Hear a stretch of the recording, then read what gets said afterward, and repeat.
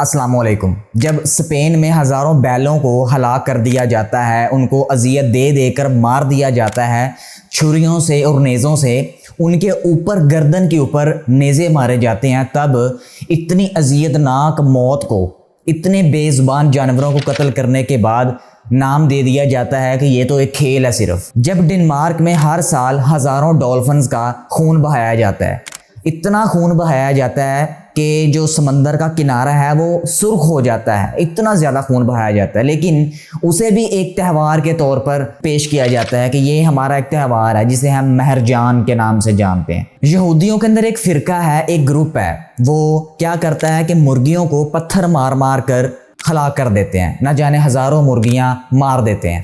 और इसको यूनोवट क्या नाम देते हैं, इसको कहते हैं कि ये कपारा है। अगर हम कपारा की जमा की तरफ जाएं, प्लूरल की तरफ जाएं, तो उसे कहते हैं कपारोट। ये यहूदियों की ज़ुबान में आपको बता रहा हूँ। और अगर हम इसको इंग्लिश के अंदर ट्रांसलेट करें तो इसे कहते हैं एटोनमेंट। और एटोनमेंट का जो लफ्ज़ी मतलब है उसे कहते हैं कफ़ारा। मतलब कि हमारे गुनाह माफ़ होते हैं, हम जो है अल्लाह ताला के करीब, खुदा के करीब जो है बड़े बरगज़ीदा इंसान बनते हैं। क्या काम करने से?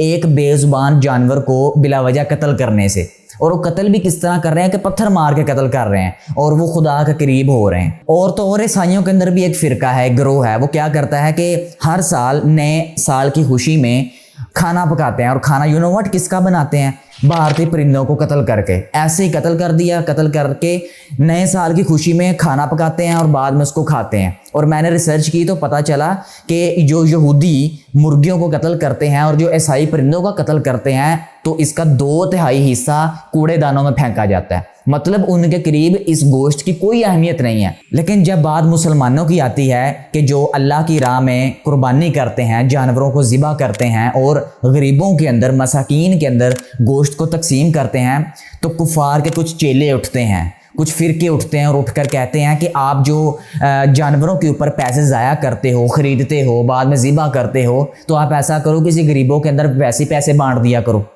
तो एक मुसलमान जब सुन्नत इब्राहिमी को ज़िंदा करता है और उन लोगों के घरों में गोश्त को पहुंचाता है कि जिनके घर सारा साल गोश्त नहीं बनता, जिनके घर सारा साल हांडी नहीं पकती गोश्त की, तो अगर उनके घर हांडी पक जाती है गोश्त की, तो इससे बढ़कर और क्या खुशी वाली बात होगी। लेकिन कुफार को ये बात हजम नहीं होती। ना तो हम जानवर को ज़िबा करते हुए अजियत देते हैं, ना हम नेज़ और छुरियों से अजियत देते हैं, और ना ही हम उसका गोश्त जो है कूड़ेदानों में फेंकते हैं, लेकिन फिर भी एतराज़ मुसलमानों पे होता है। हिंदुओं के और ईसाइयों के कुछ चेले सोशल मीडिया के ऊपर बैठे हुए हैं, वो बड़ा एतराज़ करते हैं कि जी यही रकम आप मसाकीन के अंदर तकसीम कर दिया करो। तो उनको मेरे ख्याल से यह जवाब काफ़ी होगा कि जब तुम्हारे यहूदी, जब तुम्हारे ईसाई ये काम करते हैं, उनको खेल का नाम दे दिया जाता है, तब तुम्हारी ज़ुबानें कहाँ पर होती हैं। हम ना अपने जानवर को ज़िबा करते वक्त तकलीफ़ देते हैं, इतनी तेज़ छुरी होती है कि सिर्फ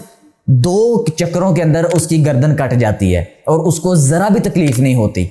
आप तकलीफ़ दे देकर मारो और उसे खेल का नाम दे दो, और हम बगैर तकलीफ़ के मारें और उसका गोश्त जो है दें मसाकीन और गरीबों के अंदर, तो वो हमारे ऊपर जो है बहुत बड़ा ब्लेम बन गया, हमारा इशू बन जाता है इस बात का। हम लोग सिर्फ़ और सिर्फ सुन्नत इब्राहिमी को ज़िंदा करते हैं। इस सारे सिनेरियो की वजह सिर्फ़ और सिर्फ एक है कि इस्लाम हक का दीन है, और हक जो है वो शैतानों से हज़म नहीं होता। हक से शैतान को हमेशा तकलीफ़ ही होती है। अपना बहुत सा ख्याल रखिएगा और अपने राय का इजहार कमेंट सेक्शन में ज़रूर कीजिएगा, मैं इंतज़ार करूँगा।